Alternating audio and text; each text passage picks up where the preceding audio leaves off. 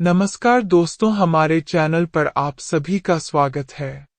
विदर्भ देश के राजा भीष्मक के 5 पुत्र और एक पुत्री थी। पुत्री का नाम रुक्मिणी था, जो समकालीन राजकुमारियों में सर्वाधिक सुंदर और सुशील थी। उससे विवाह करने के लिए अनेक राजा और राजकुमार आए दिन विदर्भ देश की राजधानी की यात्रा करते रहते थे।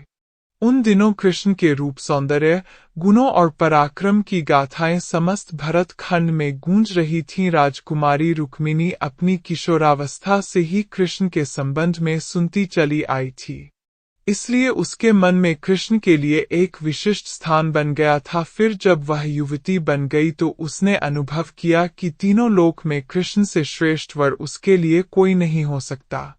इसलिए उसने मन ही मन कृष्ण को अपना पति मान लिया। रुक्मिणी के पिता और माता भी चाहते थे कि उनकी पुत्री का विवाह कृष्ण के साथ हो, लेकिन रुक्मिणी के बड़े भाई रुक्मी की मित्रता शिशुपाल और जरासंध जैसे उन राजाओं के साथ थी, जो कृष्ण को अपना सबसे बड़ा शत्रु मानते थे। उन राजाओं को कृष्ण के हाथों कई बार पराजय का सामना करना पड़ा था, फिर भी उनकी शत्रुता की आग बुझ नहीं पाई थी। जब रुक्मी को यह पता चला कि उसकी बहन कृष्ण के साथ विवाह करना चाहती है और उसके माता पिता भी इससे सहमत हैं, तो उसने एक दिन राजसभा में घोषणा कर दी कि उसकी बहन रुक्मिणी का विवाह चेदी देश के राजा शिशुपाल के साथ होगा। इस घोषणा के साथ ही उसने अपने पिता भीष्मक को धमकी दे डाली कि अगर उन्होंने उसकी घोषणा का विरोध किया तो वह उन्हें राज सिंहासन से हटाकर राज्य पर अधिकार कर लेगा और फिर जबरदस्ती रुक्मिणी का विवाह शिशुपाल के साथ कर देगा। राजा भीष्मक को अपने राज्य जाने की तो उतनी चिंता नहीं थी जितनी चिंता अपनी प्रजा के कल्याण की थी। वह अच्छी तरह जानते थे कि रुक्मी के राजा बनते ही राज्य की वही हालत हो जाएगी जो शिशुपाल और बांसुर जैसे अत्याचारी और निरंकुश राजाओं के राज्य की है। यह सब सोचकर उन्होंने रुक्मी की घोषणा का विरोध नहीं किया। रुक्मी ने उसी समय कुल पुरोहित से विवाह की तिथि निश्चित कराई और शिशुपाल के पास संदेश भिजवा दिया कि वह अपने मित्र राजाओं को बारात में लेकर आए और राजकुमारी रुक्मिणी को विवाह कर ले जाए।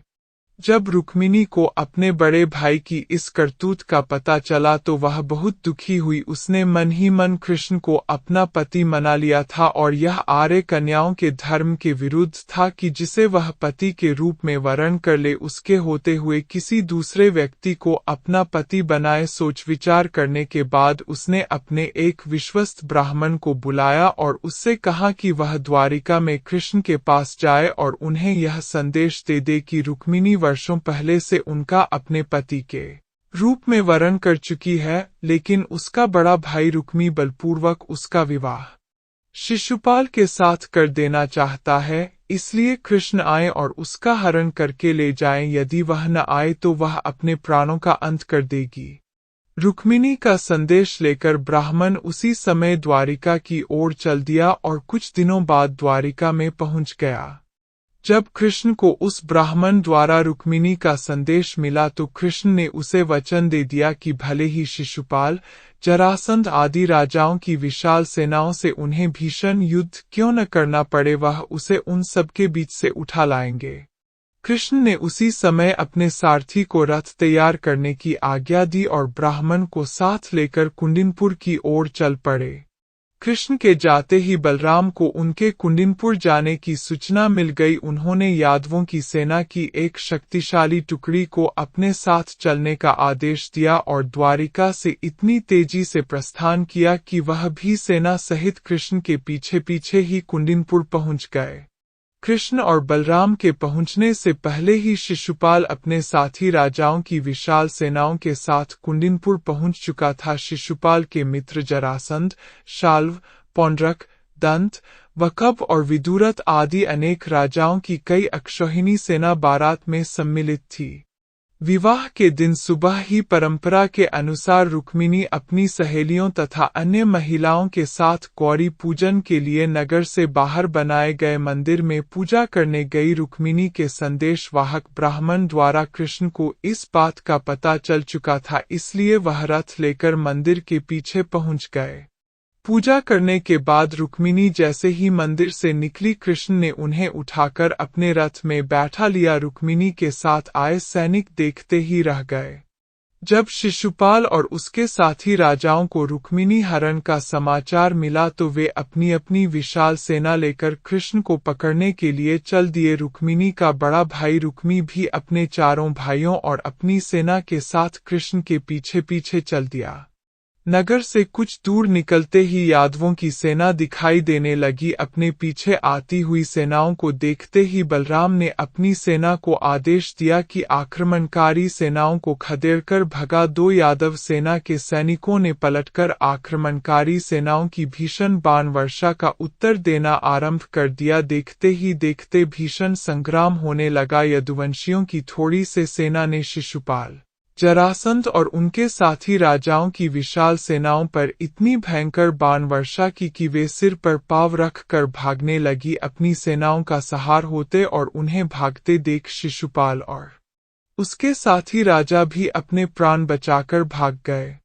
शिशुपाल और उसके साथी राजाओं की सेनाओं को पीठ दिखाकर भागते देख रुक्मी के क्रोध की कोई सीमा न रही। वह अकेला ही कृष्ण का पीछा करने लगा। कृष्ण रुक्मी से युद्ध करना नहीं चाहते थे, लेकिन जब रुक्मी ने अपशब्द कहते हुए उन पर आक्रमण कर दिया तो विवश होकर कृष्ण को शस्त्र उठाने पड़े। उन्होंने पलक झपकते ही रुक्मी के रथ के घोड़ों और सारथी को मार डाला। रुक्मी भी उनके बाणों से घायल हो गया। कृष्ण ने तलवार संभाली और झपटकर रुक्मी को पकड़ लिया और उसी के उत्तरीय से उसके हाथ पैर बांधने के बाद उसके सिर तथा दाढ़ी मूंछों के बाल जगह जगह से मूंदकर उसे कुरूप बना दिया।